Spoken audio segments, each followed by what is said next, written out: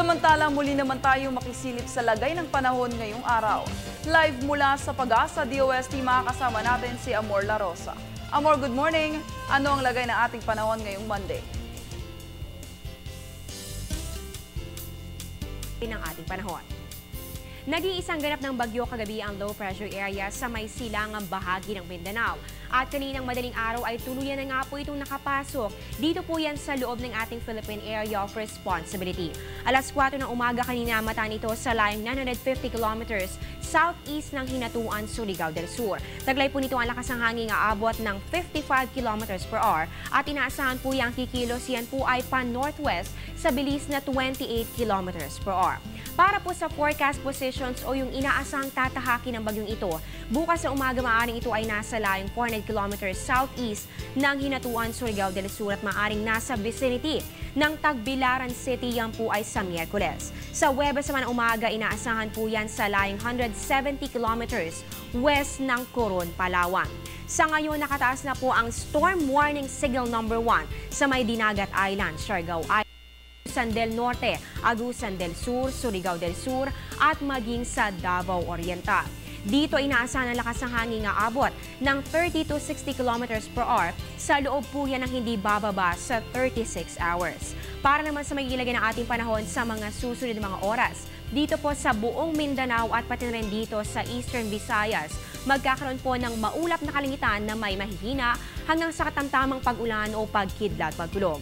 Para naman dito sa natitirang bahagi ng Visayas, magkakaroon po ng partly cloudy to cloudy skies with isolated rain showers or thunderstorms. At dito naman sa atin sa Metro Manila at natitirang bahagi pa ng Luzon, magkakaroon lamang po ng bahagya hanggang sa maulap na kalangitan na may mga pulo-pulo at mahihinang pag-ulan lamang.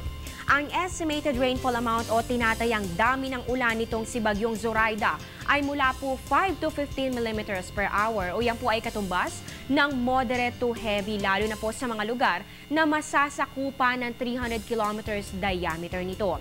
Nananatili naman pong mapanganib ang paglalayag sa lahat ng klase ng sea travel po. Dito yan sa northern seaboard ng Northern Luzon at sa eastern seaboard ng Northern po dito sa may Central Luzon. Mga kababayan, ang Bagyong Zoraida po ang ika-25 bagyo na pumasok sa loob ng ating PAR para sa taong ito ng 2013 at ikatlo naman sa buwan ng Nobyembre. Samantala, marami po sa atin na nangangailangan ng suporta ng bawat isa.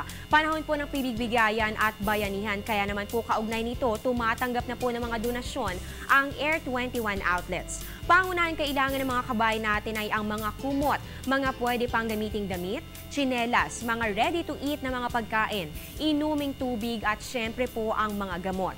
Para sa iba pang mga detalye, makipag-ugnayan lamang sa numerong 854-200. Again po, yan po ay 854-2100.